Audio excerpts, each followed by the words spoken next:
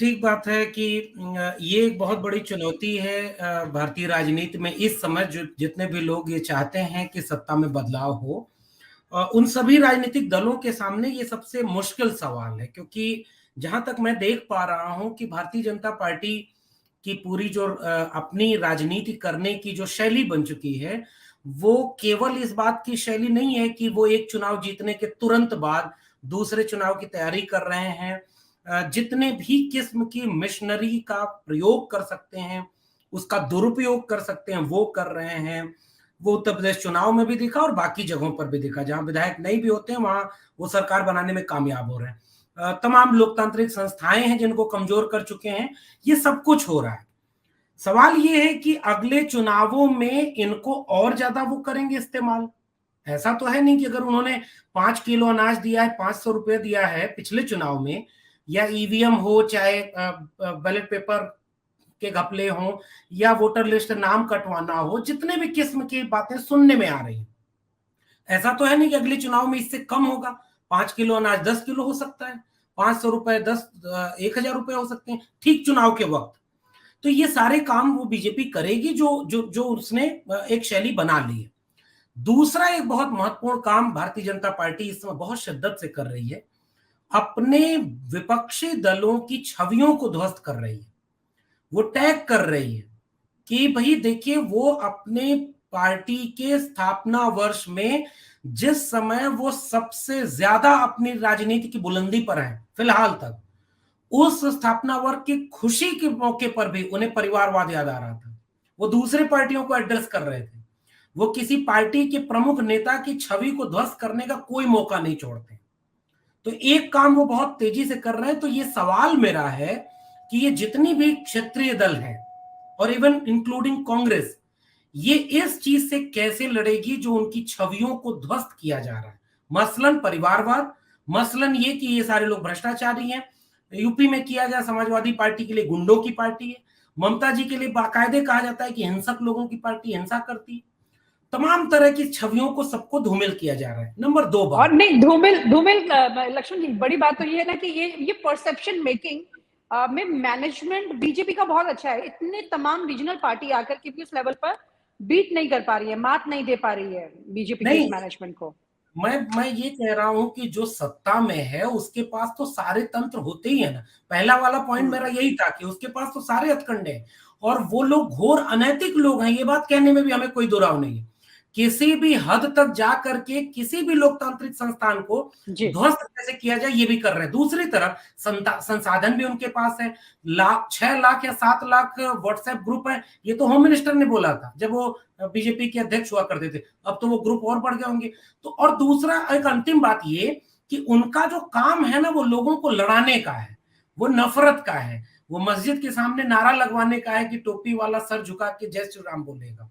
ये काम बड़ा आसान होता है, क्योंकि शिक्षा आप बर्बाद करते जा रहे हैं, रोजगार आप दे नहीं रहे, और नफरत का काम, जो सांप्रदायिक नफरत का काम है, वो उस अशिक्षित बेरोजगार भीड़ से कराने में वो कामयाब हो रहे हैं, क्योंकि उनके पास पूरा तंत्र है।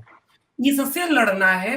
मुझे लगता है कि जो भी राजनीतिक दल इससे लड़ता हुआ नजर आएगा। और आखिरी बात ये कि ये लोग बहुत ताकतवर लोग नहीं है, ये अंदर से बहुत डरपोक लोग हैं। आंख में आंख डाल करके जो कायदे से लड़ जाएगा, मेहनत करेगा, 5 साल का चुनाव होगा, 5 महीने का चुनाव नहीं, 5 साल, अब तो 2 साल बचे हैं, जो लड़े, मुझे लगता है वही इन्हें शिकस्त दे पाएगा। ये मेरी टिप्पणी। देखिए, अभी 2-3 बातें कही इन्होंने।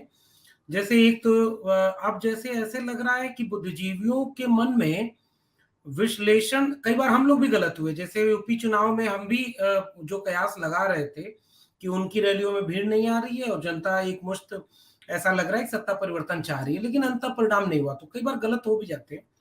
लेकिन अब ये कहना कि किसी क्षेत्रीय दल में ये संभव ही नहीं है कि वो बीजेपी को हरा पाएगी और एकमात्र दल कांग्रेस है, ये तो बड़ी अजीब सी बात है। और इसके लिए तर्क क्या दिया जा रहा है? तर्क ये दिया जा रहा है कि किसी क्षेत्रीय दल के पास कोई नेशनल पॉलिसी नहीं है। इसका मतलब आज तक कभी भी क्या क्षेत्रीय दलों का कोई गठजोड़ चुनाव नहीं जीता? क्या वीपी सिंह की सरकार बनी या चंद्रशेखर की सरकार बनी? चंद्रशेखर की सरकार छोड़ी, वीपी सिंह की सरकार पर तो आप बात कर सकते हैं ना। देवगौड़ा जब प्रधानमंत्री बने तब की बात कर सकते हैं ना। वो एक अल्टरनेट एजेंडा रखा गया था। ये एक ऐसी बाइनरी है जिसमें देश के बहुत बड़े-बड़े बुद्धिजीवी एक चाल चलते हैं। वो चाल ये चलते हैं कि केंद्रीय राजनीति 2 केंद्रीय दल ही करें और बाकी क्षेत्रीय दल केवल क्षेत्र तक सीमित रह जाएं। और इस चाल में थोड़ा बहुत क्षेत्रीय दल भी साथ दे देते हैं कि वो अपनी क्षेत्रीय दल से ऊपर की महत्वाकांक्षाओं को जाहिर नहीं होने देते। वो किसी बड़े मसले पर कई बार बोलते नहीं है, खामोश रह जाते हैं। मगर इसका अर्थ ये नहीं है कि 2 केंद्रीय दल हैं तो केंद्र का पूरी राजनीति इन केंद्रीय दलों से होगी। ये असंभव है। इस समय कांग्रेस की जो हालत कर दी है बीजेपी ने और खुद कांग्रेस के लोगों ने, इसके बाद भी अगर आप इस आत्मविश्वास से कहें कि कांग्रेस ही केंद्र में वो भूमिका निभाएगी और उसके पीछे ये सारे दल जाएंगे, एक तो ये बहुत साकार होता हुआ ख्वाब नहीं दिख रहा। अब दूसरा सवाल जो आपका है उत्तर प्रदेश को लेकर के, ये बात तो बहुत सामान्य है ना कि कांग्रेस को भी ये बात समझ में आ गई थी कि अगर केंद्र की कुर्सी पर बैठना है तो उत्तर प्रदेश जैसे राज्य में सियासी भूमिका को फिर से पुनर्जीवित करना होगा। इसीलिए उन्होंने प्रियंका गांधी को उतारा, पूरी मेहनत की, बहुत से दिलचस्प लगने वाले नारों के साथ, बहुत पैसे के साथ, बहुत मेहनत के साथ उन्होंने उत्तर प्रदेश की राजनीति में अपनी दखल भी शुरू की। मगर चुनाव परिणाम तो 2 सीटें, 2% वोट। इसका मतलब क्या है? ऐसा नहीं है कि उसका मतलब विधानसभा में था अलग हो जाता है। हाँ, ये दिक्कत होगी कि बहुत सारे वोटर इस मिजाज के होते हैं कि वो राज्य में एक पार्टी को वोट देते हैं और केंद्र में दूसरी पार्टी को देते हैं। मगर अब ऐसी स्थितियां नहीं है कि इन क्षेत्रीय दलों को बहुत कमतर आंका जाए। हालांकि कोशिश ये दोनों केंद्रीय दल यही करते हैं कि क्षेत्रीय दलों को बहुत कमजोर रखा जाए और अगर संभव हो तो इनको अपने क्षेत्र में भी हराया जाए। उत्तर प्रदेश में यही हो रहा है। मुझे ऐसा लगता है कि जो 2024 की पूरी सियासी बिसात है, वो उन दलों और उन लोगों को बहुत उम्मीद से देखेगी जनता, जो लड़ते हुए नजर आएंगे। मैंने पहले भी बात यही कही, अभी भी कह रहा हूं। जो लोग बीजेपी के लूप होल्स को पकड़ेंगे, जो बीजेपी के वोटर बन गए, जो इनके वोटर थे, उन्हें विचारधारा की जमीन पर वापस ले आएंगे। यह काम अखिलेश यादव को भी करना होगा, यह काम वापस ममता बनर्जी को करना होगा और तमाम लोगों को करना होगा। क्योंकि अगर आप बीजेपी के वोट जो है, वोट शेयर है, उससे अगर कुछ शिफ्ट अपनी तरफ नहीं करा पा रहे हैं तो आप बड़ी जीत नहीं दाखिल कर पाएंगे। और एक बड़ी अजीब सी टिप्पणी है, कुछ लोग अक्सर ये कहते हैं, अभी अजय शुक्ला जी बोल रहे थे, शायद चले गए होते तो मैं संवाद करता। 86% ठाकुर, 89% ब्राह्मण अगर बीजेपी को वोट दे तो जातिवादी पार्टी और जात की राजनीति बीजेपी नहीं करती। 78% यादवों ने वोट दिया सपा को तो सपा जातिवादी पार्टी हो गई। बसपा को 75 to 80% वोट जाटवों ने दिया तो बसपा जातिवादी पार्टी हो गई। अखिल ब्रह्मांड की पार्टी कौन हो गई? जिसको एक मुश्त सवर्ण वोट दे रहे हैं।